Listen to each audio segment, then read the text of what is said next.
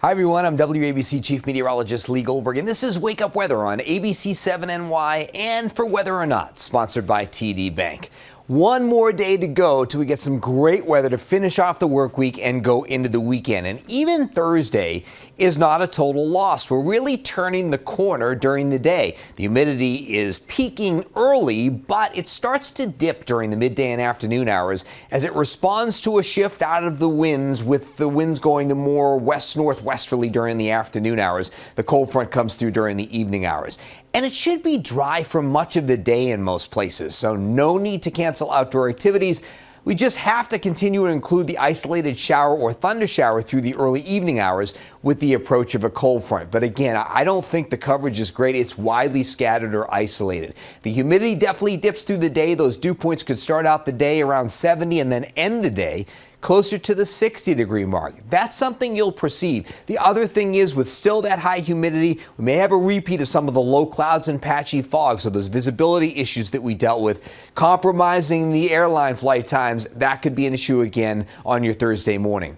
Then we get into the beach weather. Friday's amazing. Low humidity, low 80s, and then into the weekend. It's nice and warm in the upper 80s, but the humidity stays in check.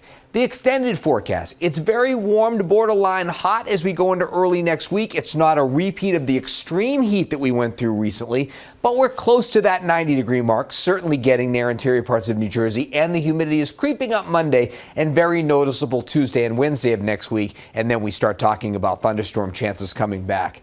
You know, we've been harping on this conveyor belt of tropical moisture, which has been hugging the coast and been flooding parts of the mid-Atlantic and the southeast, and we continue to be on the northern fringe of that. And in fact, that played a big role in us being spared from the storms on Wednesday morning for the most part. I know those of you over Southern Ocean County saw them, east end of Long Island as well, but only some lighter to moderate showers made it into New York City, and then we had a few downpours north and west.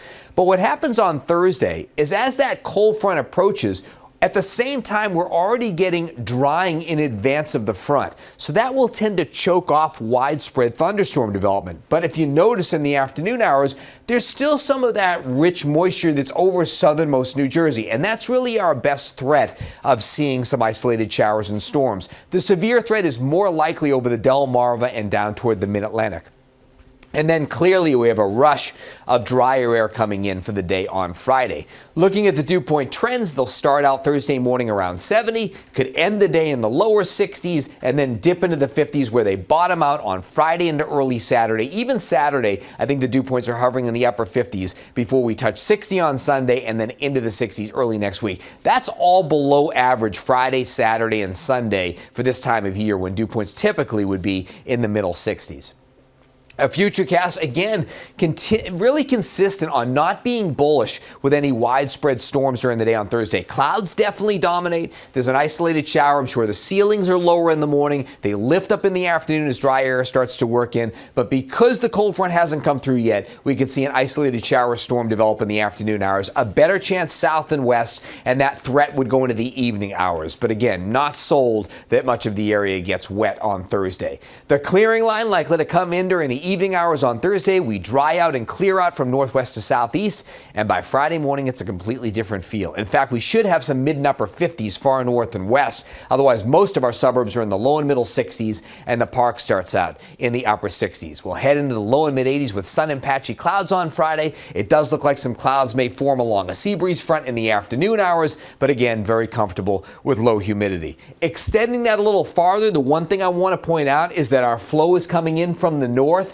and we're watching the wildfire smoke out west. Now, it's taking the scenic route, and certainly it's most dense in the high plains and into the western Great Lakes, but a little piece of that could come eastward. There's actually some haze and smoke aloft with the front on Thursday, but you won't notice it because there's so much cloudiness out there. When we get the sunshine back on Friday, there's a little slice of some of that smoke and haze aloft that may come into the tri-state area, but I just think you might notice maybe there's an hour or two in there. You look up and it looks a little hazier than deep blue, but I don't think it's going to be much of a player into the weekend, and certainly not at a high concentration where the air quality is deteriorated at the ground over the weekend. So by Friday, we are beautiful, sunny and drier. High pressure is over the lakes. We've got a wind out of the north, a nice breeze. Saturday, high pressure setting up shop. It looks like we might start getting into a sea breeze in the afternoon. Sun and some patchy clouds. It's very warm, but it's still dry. And again, an opportunity for some patches of hazy skies over the weekend, but a beautiful day at the beach on Sunday. High pressure is fending off any moisture off to the west. By the time we get into Monday, that starts to get a little closer, so we're sandwiched in there.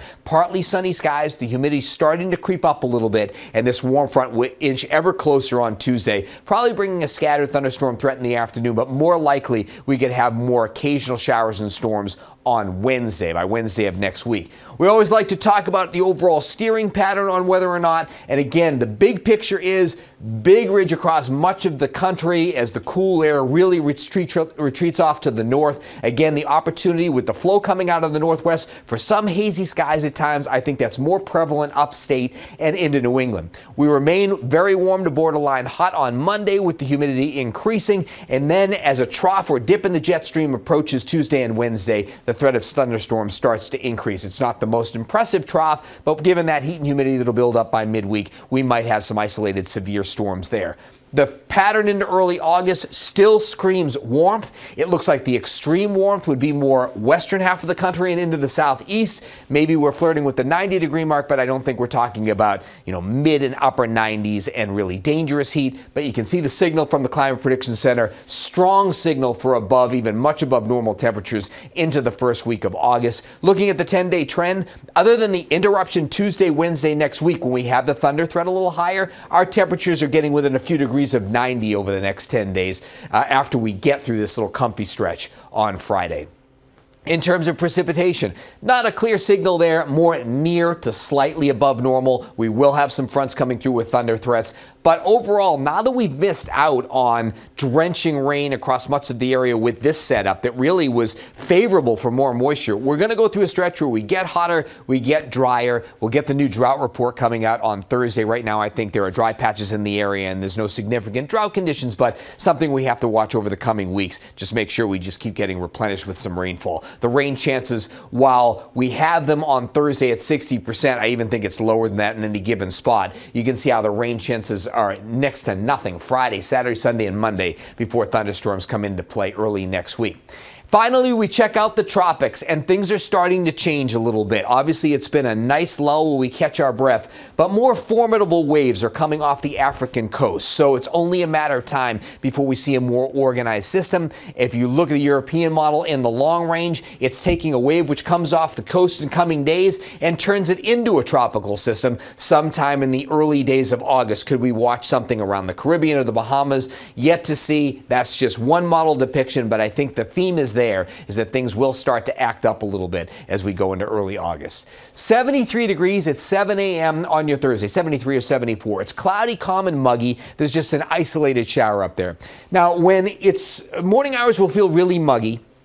We go through the day, the wind starts turning more west-northwest. The humidity comes off its peak and starts to diminish. But then there still could be a stray shower or thunderstorm afternoon into the evening hours. And if there's going to be a severe storm, it's more likely over southernmost New Jersey. We'll wait to clear things out tomorrow evening. Go for a high of 85 on your Thursday, a muggy morning, clouds and a spotty storm through early evening, not as humid later in the day. Then the real comfort will come in tomorrow night. Air quality will be moderate, UV index still a 5 because of all the cloud cover. Sea and sand, winds going southwest and maybe eventually westerly later in the day. 2 to 3 foot waves. Water temperatures are warm, but the rip current risk is moderate. Don't look for a lot of sun at the area beaches. Friday, Saturday, Sunday, your better choices if you have flexibility. Tomorrow night down to 68. An isolated shower, mainly south. We're turning partly cloudy. It's way more comfortable. 50s off to the north and west. Here's your 7-day AccuWeather forecast. So we still have our isolated thunder threat, and it's a transition day on Thursday, ending the day with lower humidity. We are much drier on Friday. Sun and some patchy clouds, 84.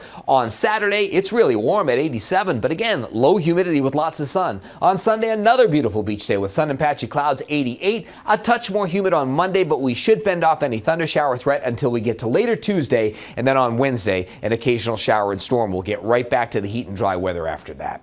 That's your forecast. You can always get your AccuWeather information on ABC7NY. Thanks for listening to the latest episode of Whether or Not. We'll see you next time, rain or shine.